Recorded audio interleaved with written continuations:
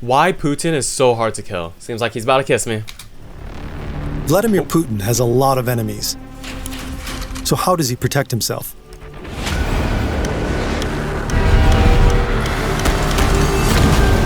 In this video, we'll look at 4 of the Kremlin's security measures. A rolling fortress, orchestrated chaos in the skies, a ghost train straight out of a James Bond movie, Ooh. and sophisticated deception tactics. Together, they tell a story about the Russian state and its increasingly paranoid leader. Speaking about paranoia, before this video starts, child Fern, but I feel like I'm able to relate to Putin a little bit. During my high school senior year, played Senior Assassin. I bet a lot of you guys know about that. I felt so paranoid whenever I was a part of the game. I would drive home and look around like my bushes, look behind the trash can. I'm like, how does anyone go about their day-to-day life when they actually have to fear about being potentially killed or injured or hurt? I don't know. I would never leave the house if I was him. Since honestly, it just puts like a huge amount of anxiety on you, but maybe you just come to terms with it. You can't really do too much besides taking like precautionary steps, but it's just kind of crazy. And I remember I got out in Senior Assassin by these 2 girls jumping out of my trash can, basically. Ambushed me. I was coming out of my car coming from school, and then I tried shutting my car door and I ripped the handle off. And in the video, I'm like, dude, I just ripped it off. I was like, bro, I had to replace that. Since 2000, Vladimir Putin has spent most of his time here in Nova Ogaryova. But the Russian president also often stays at this luxury residence in Valdai. And he's believed to own this opulent estate in Crimea, a summer residence in Sochi, and a palace at KP Dokopos. Loaded. To move between these locations or attend state visits, Putin needs to travel. And that's when he's most vulnerable. He's protected around the clock by both visible and covert security forces. But the Kremlin relies on one thing above all: unpredictability. This is Putin's car, an Oris Senat limousine. The interior is fitted with luxury features: genuine leather, plush seating, and a minibar. But more importantly, it's a fortress on wheels. Imagine this. Putin is on his way to Moscow. Suddenly, a group of attackers opens fire. Bulletproof. But the limo is heavily armored, designed to withstand high-caliber rounds and reportedly even armor-piercing ammunition. Have y'all seen that one like commercial vehicle where you can buy it for like, I think like 400,000? It has like tear gas that comes out of it. The handles shock you when you try grabbing it. It has like a smoke machine in it, and it's like crazy. Their bullets have no effect, so the attackers throw a hand grenade. Explosion-proof. Even then, the limo stays intact and barrels forward as if nothing happened. The fuel tank is fortified against explosions. The tires are fire-resistant and reinforced. Even if all 4 were destroyed, the car could keep on driving. The limo is incredibly heavy, 6.5 tons, but it's surprisingly fast. It's powered by a 4.4-liter V8 twin-turbo engine supported by a hybrid powertrain. In an emergency, it can accelerate to 100 kilometers an hour in 12 seconds and reach top speeds of up to 170. The cabin has its own air filtration system, so even a gas attack probably wouldn't have an effect. There's an emergency exit, too. Putin's limo is extremely secure, but for longer distances, he prefers another means of transport. Putin is flying to North Korea for a state visit. North Korea. He's on board an Ilyushin IL-96. The model was developed in the Soviet Union back in the 1980s. Technically, it's considered outdated. The long-haul jet still has 4 engines. But Putin continues to rely on it. His customized version is known as the Flying Kremlin, and it's equipped for maximum comfort. The presidential jet is stocked with a king-size bed, a conference room, a dining area, and a personalized gym. A gym in the plane? No way it has like a TV and like punching bag. That'd be sick. Even at 10,000 meters, security remains the top priority. The Flying Kremlin reportedly has its own advanced communications array, missile defense system, and emergency escape pod. When necessary, it's escorted by fighter jets. But that's not all. Intelligence reports also suggest that Putin is so paranoid that he's constantly accompanied by a team of personal doctors. Most of us can't relate. Half of us haven't even booked a dentist appointment. Sponsored ad. The Flying Kremlin is said to be just one of 4 identical presidential planes. Whenever Putin flies abroad on official business, the 3 clone aircraft also take off. They all follow different routes, making it difficult to track Putin's exact movements. But even this elaborate tactic has a weak... Oh, he has 3 of the same plane? It's kind of crazy since I've always been under the impression that, okay, how am I going to get attacked when I'm in the air? Well, I've recently started to see footage of missiles that can go like, phew, like super fast and hit anything that's flying in the air. I'm like, all right, well, I'm kind of cooked, but they said they had missile defense systems. How do those work? Do they like make it so the GPS doesn't work so it doesn't like fly in the right direction? I think that's how it works, but it's relatively... It's crazy the type of weapons we've created. Easy to track an airplane, right? This is Russian investigative journalist Ilya Rozhdestvensky. Living in exile, he works with the Dossier Center, a non-profit investigative project. There are dozens of websites like Flight Radar and all these sort of things that provide data on different airplanes. Technically, each of these aircraft could be tracked and located, which means that in theory, a powerful adversary could target all 4 at once, which is exactly why Putin prefers his train. If you saw this train moving through Russia, you'd barely notice it. It looks like a normal Russian train, gray with red stripes. There is probably a very little chance that you would recognize it if you see it somewhere. Look closer, and you notice a few oddities, like multiple diesel locomotives at the front of the train, and this small dome on the roof. For the special communications, and that's probably it. That's the only thing that is different from the normal train. It isn't a secret that Putin has his own special train.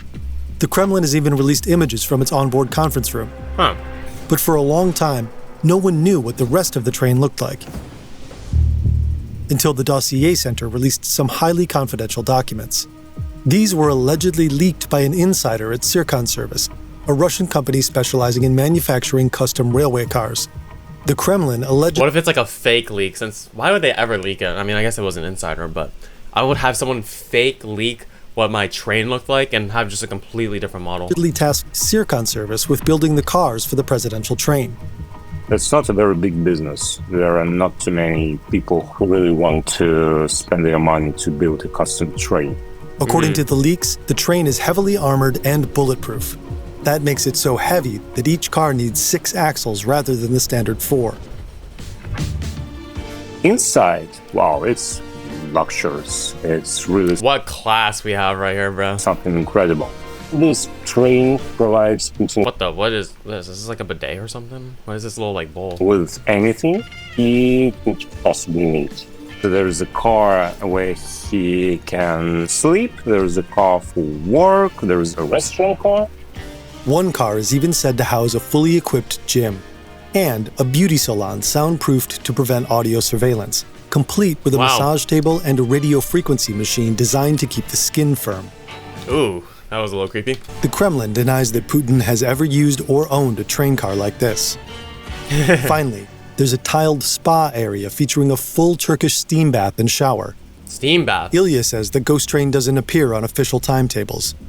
There is no way to track this train. If you work with a Russian railway company, you can still find some data about this train, but you need some special access to the internal infrastructure. So there is no way for normal people to understand that some special train is moving. It simply speeds toward its destination, blowing right past any stations along the way. Apparently, it often does so on its own secret train tracks, which terminate at private train stations built just for Putin. Well, that kind of leaks it, but honestly, I was just thinking about it. These private, like, journalism guys, I think Putin likes it when they do surface level stuff, but the moment they start talking about stuff that maybe the general public doesn't know, I feel like that's how it operates, but I don't know, it's kind of interesting putting all this information out. A couple of stations that they were built specifically. There's like no soul in this guy's eyes. Who is this guy? For Vladimir Putin. So basically they are near his palaces, official residences, houses. So I think there are like at least 3 of them. We know about one in Turkey, where his official residence is located. Is this guy just like a professional stalker? How does he know all this? It's at Bochero-Prochey. One is not far from Moscow, in Nova Gareva. Moscow. It's probably one of his main official residences. And the third one is in Valdai. That's his main place. That's where he and his family spent most of the year. Why is he telling us this? So at any given time, It's interesting, but I'm just confused. Like, is this how he makes his money, like making articles on it? Since I feel like Russia would like insta take it down or something. it's hard to say which of his official residences Putin is at. There's another meeting scheduled for today. Lately, Putin's been holding more video calls and making more addresses from the presidential office in Novo-Ogaryovo, especially since Russia invaded Ukraine. Дамы и господа, почти 8 лет самыми варварскими методами нелегитимные решения по так называемой заморозке российских активов. Many of these are recorded and released to the public. For Russians, the office in the presidential residence is instantly recognizable. The room, the table, the background. But wait, It's a green screen. That's fine. in footage of Putin's office, investigative journalists have noticed something peculiar. Take a look at this door handle, and then at these two. Notice how they're Yeah, different levels. not the same height? The thermostat is also positioned slightly differently. Who has time to be checking this? Here it's centered, but here it's placed slightly to the left. In this one, it's slightly lower. The wall panels behind Putin are also arranged in slightly different ways. Damn, bro. This is like, this reminds me of like when Mr. Beast tried creating like that fake Kai Cenat room and everyone just like instantly told. But this is like so minute details, and it was probably that one guy we were just listening to talking about, yeah, he has 3 different houses, he probably stays at this one more. That guy probably is the one who figured this out. Other details, like the vents and the TV stands, are also inconsistent. It appears that Putin has had near identical replicas of his office built in his residences in Valdai and Sochi. The idea behind this is that Vladimir Putin prefers to stay, I would say, silent, probably. You'd think. So he makes it look like he's in his office, in his official residence in Nova Gareva, and he records some video and makes some statements. And there is also some part of the statement where it's said that it's all happening in Nova Gareva, for instance. In fact, he could be anywhere. He really wants that only a limited amount of people knows exactly where he is. If no one knows his real location, he's impossible to target. Still, reports suggest that since attacking Wait, is Russia a place that people like to visit? That might be like actually like a dumb question, but I actually don't really hear anything necessarily positive about Russia. I don't know. So I don't know if like people were asking their parents, can we please go to Russia? Can we please go to Moscow? I think that's the most popular one. That's the one I recognize at least, but I don't know. Isn't it supposed to be really cold there? Ukraine, Putin has been staying clear of his Sochi summer residence, out of concern over potential Ukrainian drone strikes. Reports even claim he's had the villa torn down. Drone strikes are scary. I remember hearing this one interview from Elon Musk like years ago, before drones even were popularized. He was like, yeah, if you have a flight of drones with explosives on them, you could take out whoever you want for a fraction of the cost of a hit, man. I was like, why did he just tell this to like the public? Putin seems to be growing increasingly paranoid. Maybe that has to do with his time as a KGB agent in East Germany. His work as a spy. Him as a younger guy. I've never seen this before. He was born in 1952. That means he is 50, 20, 70, 74? 74? And the collapse of the GDR may have shaped his distrust of civil society and his fear of popular uprisings. Oh. To this day, he surrounds himself with an inner circle of former KGB associates.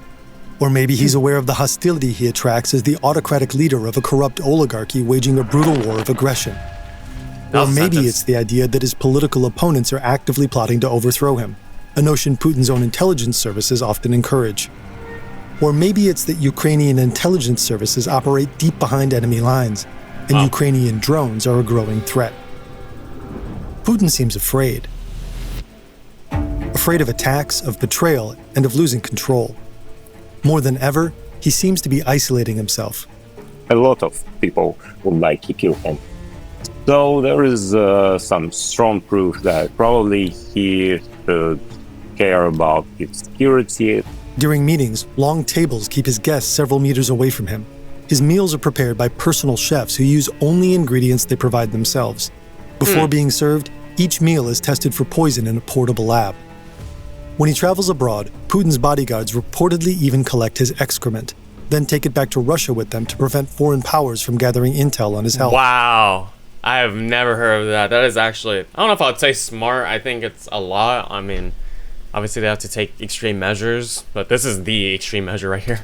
You can't just have this meeting with him and tell him everything you need and discuss with him. He's not just a regular president of a regular country, right? He prefers to micromanage everything, and he believes that one of his resources, crucial resource for his power, is that he's the. I feel like every single time I look at like foreign leaders, just anyone that's outside of the country, I feel like all of their footage is always like grainy. The one who makes all the decisions. Or maybe they're putting an effect on it, but So that is why the people who as an Kim Jong-un to him, they're more powerful. The people that don't have this access, they don't have any power. And he is the source of this power. That's like his secret idea. Being isolated is one of the key elements of his president. Imagine your grandpa being Putin, bro. Imagine like Thanksgiving.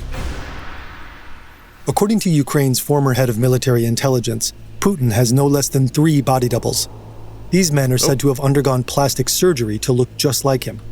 Apparently, the only thing giving them away is their height, their body language, and their earlobes.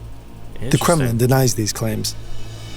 2 years ago, we had an interview with Gleb Karakolov. He was an officer and he was working in the security service, which is called Federal Guard Service. They provide protection for Russian president. He told us in this interview that, well, actually, there is no double, like a real double, but there was some kind of a cover operations. Colleagues of Karakolov, they took an airplane, they took the car, they put it someone who looked kind of like Vladimir Putin, and they made sure that everybody could see that the car goes to the plane, somebody leaves the car, goes to the airplane, and then this plane flies somewhere, for instance, to Moscow.